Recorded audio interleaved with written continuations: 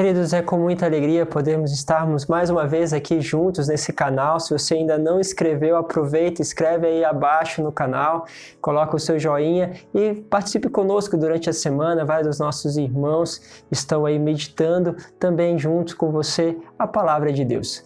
Hoje nós queremos fazer uma coisa diferente. Hoje eu vou pegar com você a primeira leitura e quero pedir a Deus que a gente possa nos aprofundar um pouquinho naquilo que Deus tem para conosco. A leitura está lá em 1 Reis, capítulo 19, vamos pegar o versículo 11 seguintes. Não vamos ler toda a primeira leitura, mas pelo menos uma parte para que a gente possa compreender aquilo que Deus também quer falar contigo, quer falar comigo.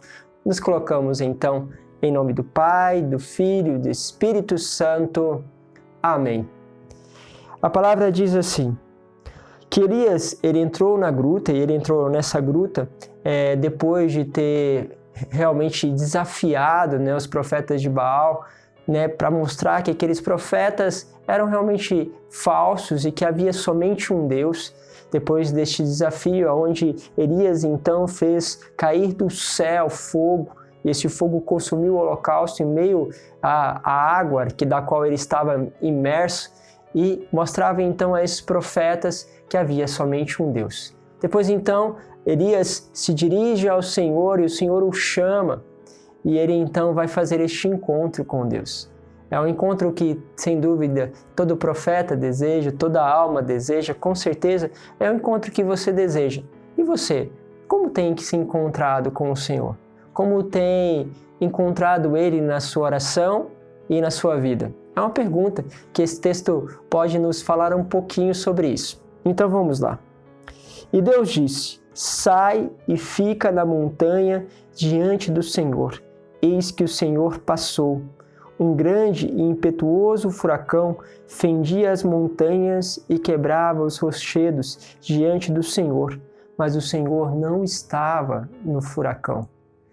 Olha, esse é um dos desafios, A nossa vida tem momentos que a gente fala assim: olha, tá passando um furacão aqui na minha vida, tá passando um furacão na minha história. Às vezes acontecimentos trágicos, uma pandemia, muitos sentimentos que passam e a gente fica como justamente sem rumo, como se as coisas estivessem nos levando, nos arrastando. É como se estivesse passando um furacão. E aí a gente percebe que quando a gente vai orar, muitas vezes este furacão vem à tona. Só que Deus ainda não está nesse furacão.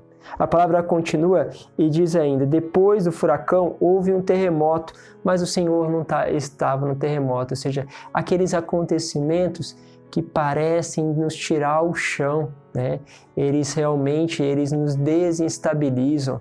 Muitas vezes tem aqueles acontecimentos que nos arrastam e aqueles que nos desestabilizam, ou seja, é como se eu não tivesse lugar aqui. E muitas vezes aparecem aquelas crises de ansiedade, aquele sentimento realmente que parece que não tem lugar, tudo está fora do lugar, tudo foi abalado. Ou seja, você percebe que também ali na sua família, ali naquela estrutura da sua faculdade, ali com os seus amigos, porque houve desentendimentos, parece que tudo ali foi abalado. E aí você percebe que no meio daquilo que aparece na tua oração ou da tua adoração, Deus ainda parece não estar ali. De repente, então, depois deste momento do terremoto, eis que o Senhor então se apresenta com fogo. Veio o fogo, mas o Senhor não estava no fogo. E o fogo é aquela coisa que queima, Aqueles sentimentos, muitas vezes, que dentro de nós começam a nos queimar. E muitas vezes esses sentimentos, eles estão ligados com o sentimento de ódio, de rancor, aquilo que parece que te consome por dentro. E ali você fica aquela coisa durante muito tempo, dias, às vezes demoramos meses, às vezes anos, para que aquilo que são os acontecimentos que nos roubaram esta presença, que nos roubaram justamente de poder encontrar-se com Deus. Porque muitas vezes ali falta um perdão, um passo de conversão, ali tem aquela exigência para com o outro e a gente não olha para aquilo que a gente precisa mudar. Mas Deus não estava nesse fogo. E aí então a palavra diz: depois do fogo, o ruído de uma leve brisa. Quando Elias o ouviu, cobriu o rosto com o manto, saiu e pôs-se à entrada da gruta. Então veio-lhe uma voz que disse: "O que fazes aqui, Elias?" E aí, de repente, a gente espera tudo isso passar, que às vezes vem tudo misturado, não é verdade? É um terremoto, é furacão, é o fogo que vai queimando. Parece que às vezes vem tudo de uma vez na nossa vida e de repente você espera. E isso aí é uma coisa importante, o tempo. O tempo é fantástico para que deixe as coisas no seu devido lugar. E aí, depois que ele deixa esse tempo correr, ele começa a perceber o ruído, porque é sutil, é pequeno. E aí você percebe que aquele desentendimento fez você crescer no teu amor, pode te fortalecer na busca por Deus. Você percebe que aquele desafio lá na faculdade, na verdade, te aproxima mesmo da dependência de Deus. Você percebe que aquela confiança que você tinha com aquele amigo que te traiu, de repente você descobre uma nova confiança agora em Deus.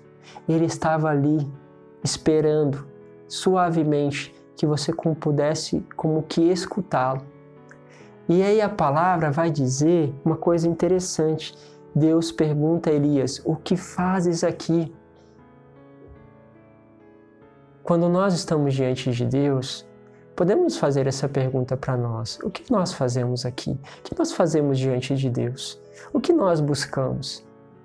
E Elias responde: "Eu me consumo de ardente zelo por o Senhor dos Exércitos, porque os israelitas abandonaram a aliança, derrubaram os teus altares e mataram os teus profetas à espada. Fiquei somente eu e procuram tirar minha vida. Eu me consumo de ardente zelo pelo Senhor." Ou seja, eu estou aqui diante da presença tua, Senhor, buscando a Ti, porque o meu zelo, meu desejo, a minha vontade é poder me consumir por aquilo que é o projeto que o Senhor tem de amor. Qual é o projeto de amor do Senhor para a tua vida? Por que você tem se consumido? Qual é a finalidade daquilo que você tem consumido a sua vida? Perceba se esses são os traços de Deus. Se Deus te perguntasse hoje: "O que fazes aqui com a tua vida?", o que diria Ele?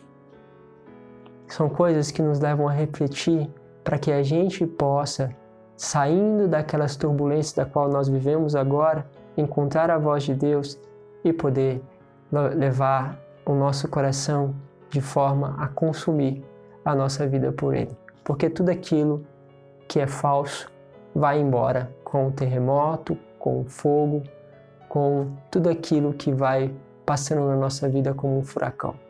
Por isso eu te convido, fecha os teus olhos, se coloca na presença do Senhor e eu quero pedir, Senhor, a tua bênção para estes teus filhos que aqui nos acompanham, para que eles possam, Senhor, diante dos terremotos, furacões, diante do fogo que muitas vezes consome dentro, possam escutar a tua voz na suavidade e possam responder a Ti com todo zelo.